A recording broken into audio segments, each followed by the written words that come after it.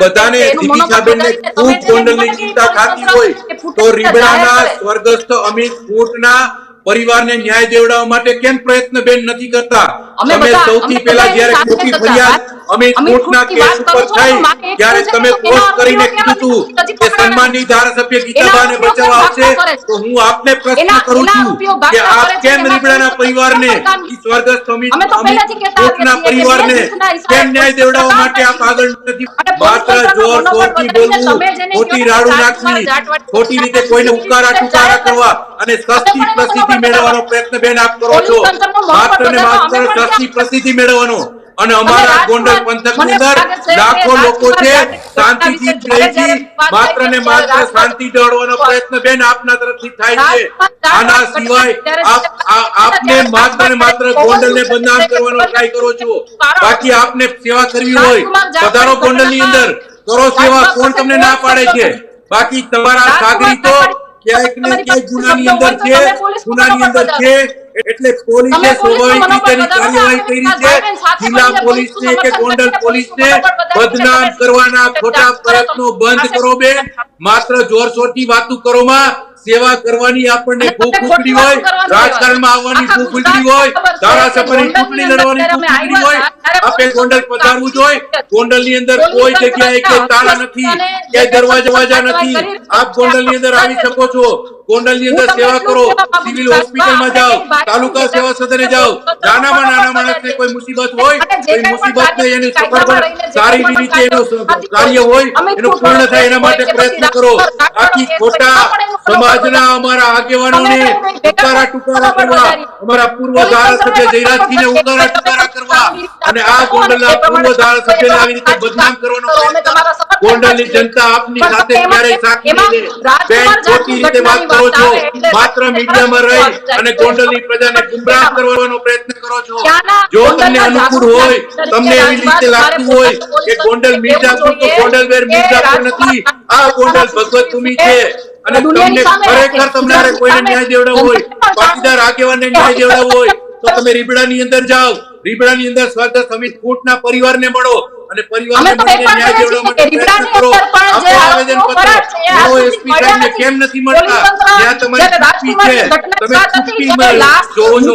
તમારી ચૂંટણી એટલા માટે છે કે ક્યાંક ને ક્યાંક તમે કોંગ્રેસના આગેવાન દિનેશ પાટર હોય કે પછી ભાઈ રાદડિયા હોય કે બંને ગજેરા હોય, ક્યાંક ને ક્યાંક આપ સૌ જોડાયેલા છો અને માત્ર ને માત્ર ભારતીય જનતા પાર્ટીને ગોંડલને ડેમેજ કરવાનો પ્રયત્ન કરો છો. કોઈ આગેવાન હોય, કોઈ એના પ્રતિનિધિ હોય, તેમના પિતાશ્રીને અમે કોઈ પુકારો નથી આપતા. માટે હું ચોક્કસ કહી દઉં છું, આ છેલ્લી વખત અમે સહન કરી બેન અમારા પૂર્વ ધારાસભ્ય જયરાજસિંહ જાડેજાને ટુકારા દેવાનો પ્રયત્ન ન કરતા. આ ગોંડલની જનતા આપણને દેવાયેલી નથી. બેન આપને જે જવાબ દેવામાં આવ્યો છે ઈ જવાબ ગોંડલને એટલે અમે તમને જવાબ આપ્યો છે ગોંડલની જનતાએ. અને આગામી દિવસોની જો તમને સેવાના ભાવ સાથે ગોંડલની અંદર આવવું છે, ભગવત ભૂમિના દર્શને ગોંડલે આવવું છે તો લાવો, અમે તમારી સાથે રહેવા તૈયાર છીએ. તમને હરેક વાતની અંદર કોઈ પણ વાત આવે, કોઈ પણ મુદ્દો હોય ને, આ લોકોનો એક જ પ્રયાસ હોય કે એના કહેવાય ને કે એના માલિક કઈ રીતે બચાવે. પેલા મને બોલવા દો.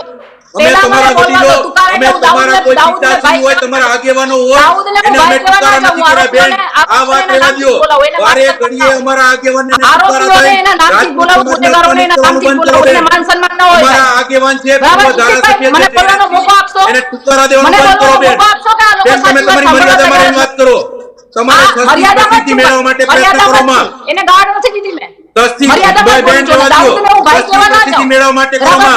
ગોંડલના આગેવાનને બદનામ કરવાનો પ્રયત્ન ન કરો બેન. બેન અમે તમને ટુકારો નથી દેતા. અમે અમારા માતૃત્વનો સંસ્કાર નથી, અમે તમને ટુકારો નથી દેતા. અમે તમને બેન તરીકે સંબોધન કરી છે. એનો અર્થ નથી તમે તમારું ગમે સાચી લે. બેન ખોટી વાત રહેવા દો. બેન અમારા પૂર્વ ધારાસભ્યને તમે બદનામ કરવાનો અને ટુકારા દેવાનો પ્રયત્ન ન કરો બેન. આ ગોંડલની જનતા નહીં સાચી લે, અમે નથી સાચી લેવાના. ખોટી રીતે બેન ખોટો પ્રયત્ન કરવામાં સસ્તી પ્રસિદ્ધિ મેળવવા માટેના પ્રયત્ન બંધ કરો બેન. સસ્તી પ્રસિદ્ધિનો પ્રયત્ન છે તમારો.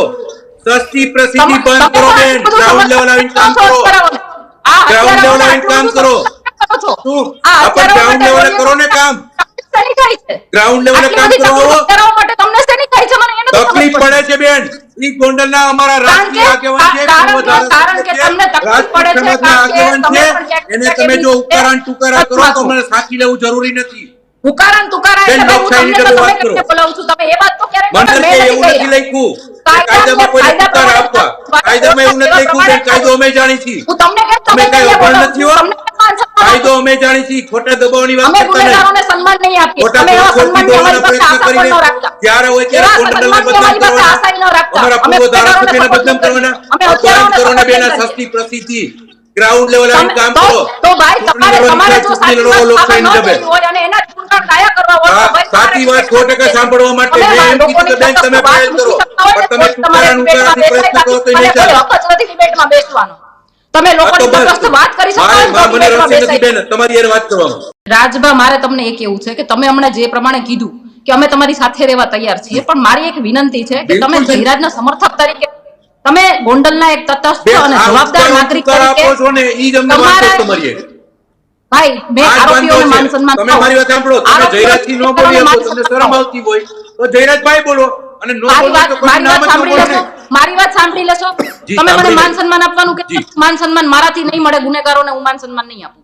બરાબર, એટલે તમે મારી પાસે એ આશા રાખવાનું છોડી દો. તો નામ લેવાનું બીજી બંધ વાત કરજો મારે બેન. તમને ગુનેગાર કેવી તમે છે? તમારે- બીજી વાત મારે તમને ગુનેગાર એ તમારી કેવી છે? દ્રષ્ટિએ બધા છે, બીજી અમારા વાત મારે અમારા માટે તમને કેવી વધારે છે? મારે કોઈના સમર્થક તરીકે તમારી જરૂર નથી. કોણ હોય છે? હત્યારાઓને માન સન્માન ના હોય, ગુનેગારો ગુનેગારો જ હોય. તેનું માન અને એને માન સન્માન. સન્માન ના હોય. તમે શું કોર્ટ છો? તમે પોલીસ છો? તમે સજા સુનાવવા માંડ્યા? આજીવન કેદની સજા છે તમે એમ બેનને. કહો કે જયરાજને હત્યારાઓ આજીવન બેનને સેનામાં આજીવન હત્યારાઓ. સજા. કોર્ટે જ આ અરે ભાઈ, ગુનેગાર સેના સાબિત કર્યા હત્યારાઓ. છે. એનાથી સજા ભાઈ. કોર્ટે જ ભાઈ, જેને ગુનેગાર સાબિત ઘોષિત કર્યા, કાયદો કર્યા છે. કાયદાનું કામ કરશે. બરાબર? તમારે આ તો કાયદાને ખંભે નાખીને આટા મારવાની જરૂર કાયદા નથી. કાયદાના કેવા તમારે પ્રમાણે કાયદાને ખંભે નાખીને આટા અને મારવાના. કોર્ટે કાયદામાં સાબિત કર્યા છે. કહેવાય મન ધમકીને બેનને સપોર્ટ કરવા માટે ખૂબ તૈયાર જમીન છીએ. સ્વદેશ પણ રાજકારણ. જ્યારે સત્તાની વાત સત્તા સ્વદેશ ખતરામાં રાજકારણ દેખાય ને જાટ ત્યારે આ લોકો બેન, એકબીજાની અમારા સામે ગામનો દીકરો. દુશ્મનો થઈ જાય છે અને એની જે કહેવાય ને ઘટના બની છે, કે બે એનાથી ફાટા એમને પડી જાય છે કે આ જૂથના માણસો ને આ જ્યારે જૂથના માણસો. ખોટી રીતે એ બે માણસને કશું જ નથી થતું, પણ એના જે સમર્થકો છે ને એ અંદરો અંદર લડીને મરી જાય છે. ભૂતકાળમાં પણ તમે આ ઘટનાઓ જોઈ છે અને તાજેતરમાં પણ આ ઘટનાઓ તમે જોઈ તમને છે. જાહેરમાં એટલે આ કહું વાતને છું, કોઈ આ અને વાતમાં આપ કોઈ એની તથ્ય જે નથી કોઈ કે માગણી ઈ બે કરતા હોય દુશ્મનો. એમાં ઈ બે કરો, સાથે એની સાઠગાંઠથી જ કામ કરે છે ને એટલે જ જે પોલીસ તંત્રએ ગુનેગાર અમિત કદાચ કુમારના એની કેસમાં અંદર આરોપીઓ અમારા કોઈ પણ મીડિયાની સામે કોઈ આવીને બદમાશ બાઇટ આપતા હતા, હોય, મીડિયાની સામે કારણ આવીને કે કોઈના નિવેદનબાજી કરતા પરિવારનો હતા, દીકરો છતાં ગયો પણ હોય એનું એનું લોકેશન દુઃખ નથી હોય, ગોતી શક્યા. એ અમે પોતે સમજી